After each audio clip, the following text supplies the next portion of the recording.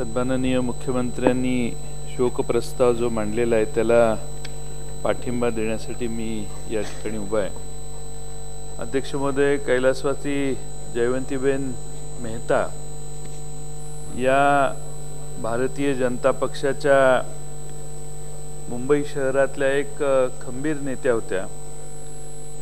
महाराष्ट्राच्या आपल्या विधानसभेमध्ये 78 आणि 80 या दोन वेळा ऑपेरा हाऊस मतदारसंघातून त्या निवडून आलेल्या।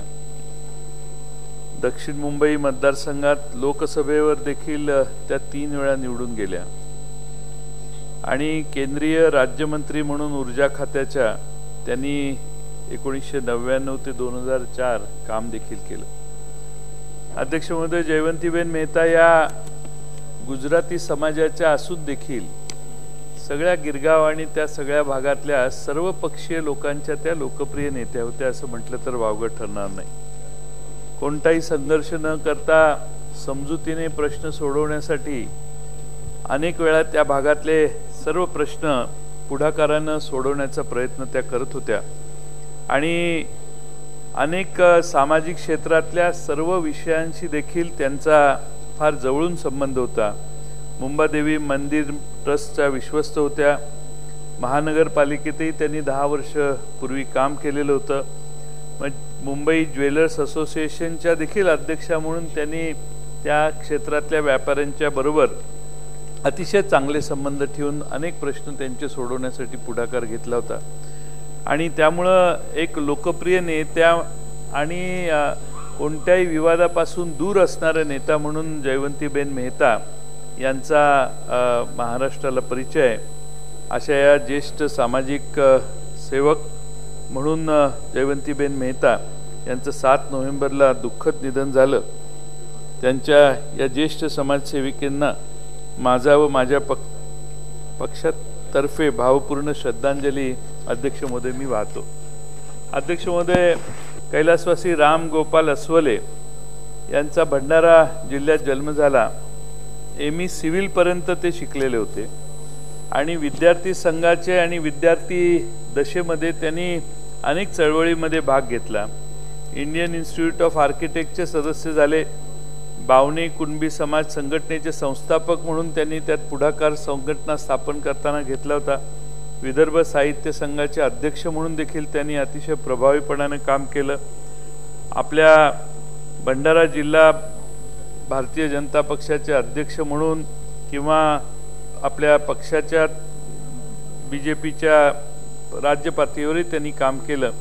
भंडारा शहराच्या मात्र सर्वांगीण विकासासाठी त्यांनी विशेष योगदान दिलं आणि महाराष्ट्राच्या आपल्या विधानसभेमध्ये 1990, 95, 99 अशा 3 वेळा भंडारा मतदारसंघातून महाराष्ट्र विधानसभेवर ते निर्वाचित झालेले होते।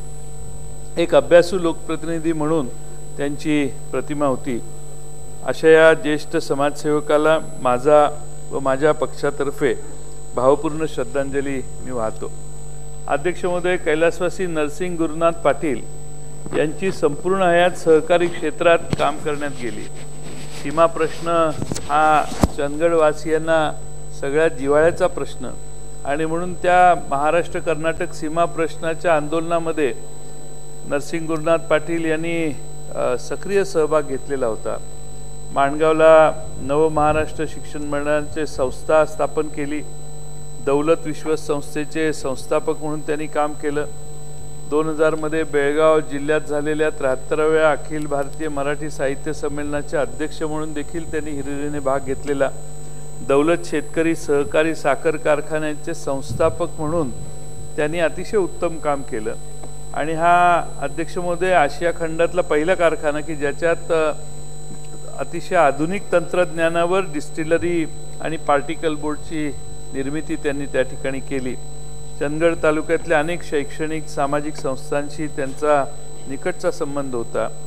राज्य स्तरावर आणि राष्ट्रीय स्तरावर सहकारी साखर कारखानदारीतल्या वेगळ्या संघटनांमध्ये त्यांनी नेतृत्व केलं। राज्य सहकारी बँकेत देखील त्यांनी संचालक म्हणून काम केलं। साखर संघाचे अध्यक्ष म्हणून त्यांनी काम केलं। महाराष्ट्राच्या आपल्या विधानसभेमध्ये 1990, 99 आणि 4 अशा 3 वेळा कोल्हापूर जिल्ह्यातील चंदगड मतदारसंघातून ते विधानसभेवर निर्वाचित झालेले होते. कधीही सीमा बांधवांचा प्रश्न आला की नेहमी आग्रही असणाऱ्या या नेत्यांचं दिनांक 9 ऑगस्ट 2016 रोजी निधन झालं. अध्यक्ष महोदय, यांना, या समाजसेवकांना माझा व माझ्या पक्षातर्फे भावपूर्ण श्रद्धांजली वाहतो. कैलासवासी बाबूराव कोकाटे आडसकर हे एक आगळं वेगळं व्यक्तिमत्व होतं.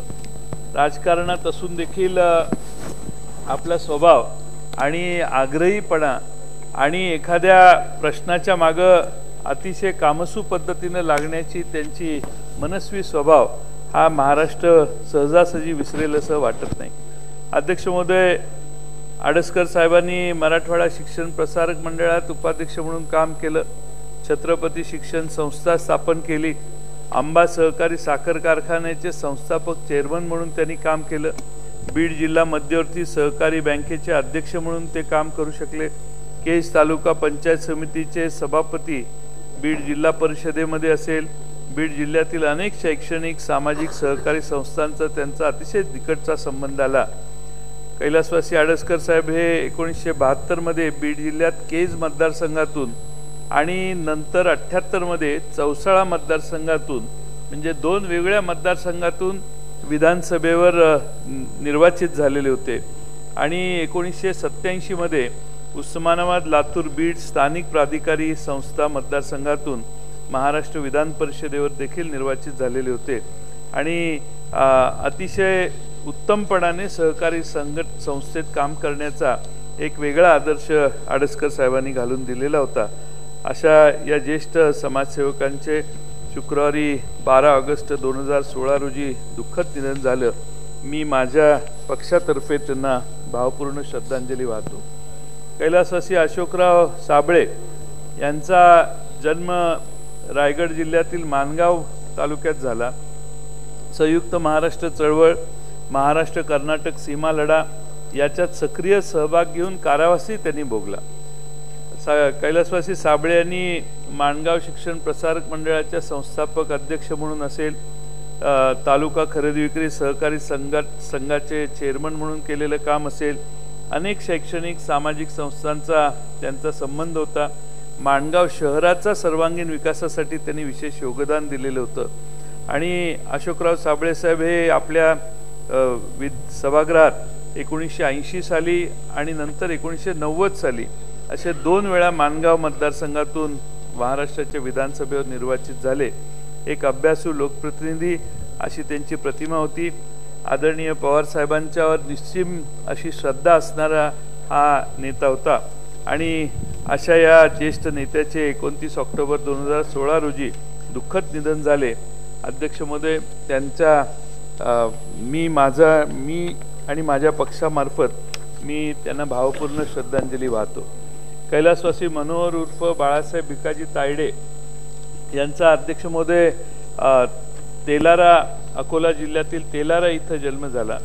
अध्यक्ष महोदय, संत ज्ञानेश्वर शिक्षण प्रसारक मंडळाचे संस्थापक अध्यक्ष म्हणून, अकोला जिल्हा परिषदेच्या अर्थ आणि बांधकाम समितीचे सभापती म्हणून, अकोला जिल्ह्यातील अनेक शैक्षणिक सामाजिक सहकारी संस्थांचा जवळचा संबंध त्यांचा होता. अकोट आणि तेलारा तालुक्याच्या सर्वांगीण विकासासाठी त्यांनी अध्यक्ष महोदय विशेष योगदान दिलेलं होतं.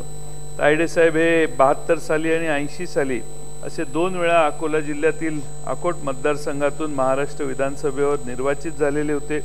एक अभ्यासू लोकप्रतिनिधी अशीच त्यांची प्रतिमा होती. अशा ज्येष्ठ समाजसेवकांचे गुरुवारी 1 डिसेंबर 2016 रोजी दुःखद निधन झाले.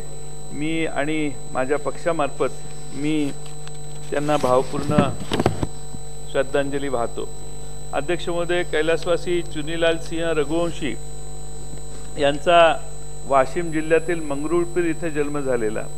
शिक्षण जरी मॅट्रिकपर्यंत असलं तरी अध्यक्ष महोदय त्या परिसरातल्या सगळ्यांना एकत्रित करून जिनिंग प्रोसेसिंगचं काम अतिशय उत्तमपणाने त्यांनी मंगरुळपीरला उभं केलं.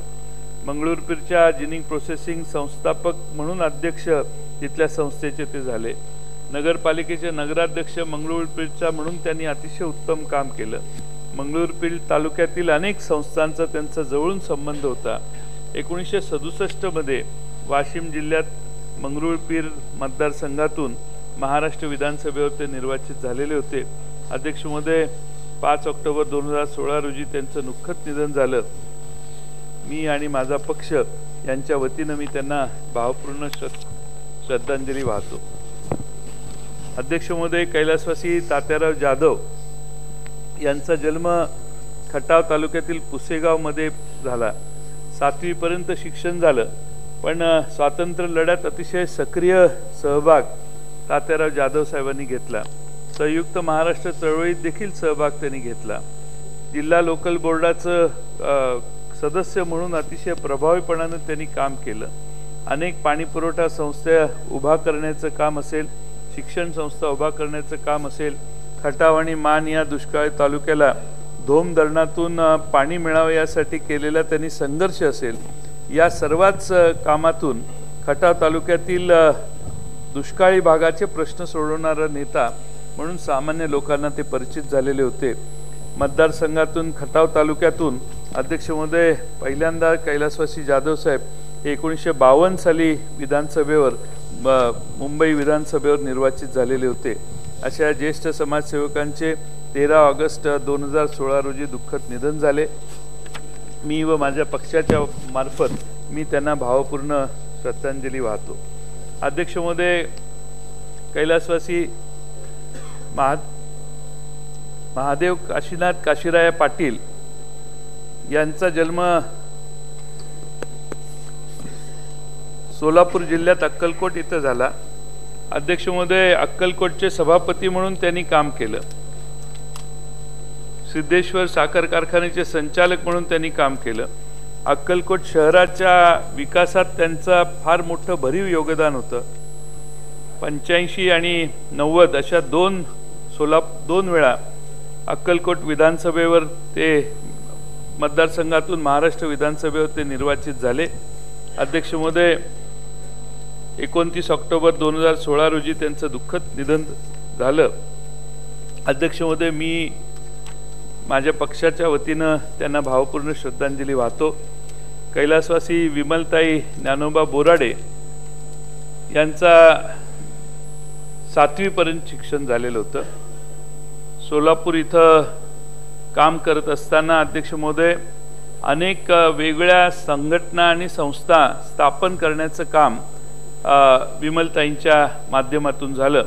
मंगळवेढा इथं समर्थ सद्गुरू कोंडीराम महाराज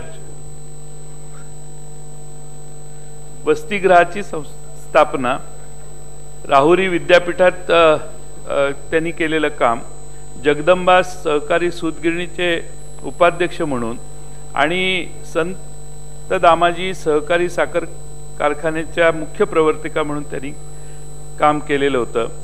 अध्यक्ष महोदय, महिला असून वेगवेगळ्या क्षेत्रामध्ये काम करण्याचं काम हे विमलताईंच्या माध्यमातून झालं। अध्यक्ष महोदय, 1980 साली त्या विधानसभेवर निवडून आल्या। एक अभ्यासू महिला प्रतिनिधी म्हणून त्यांची प्रतिमा होती। 2016-19 नोव्हेंबर त्यांचं दुःखद निधन झालं। अध्यक्ष महोदय, या सर्वांना मी पक्षामार्फत भावपूर्ण श्रद्धांजली वाहतो। देशमुख साहेब।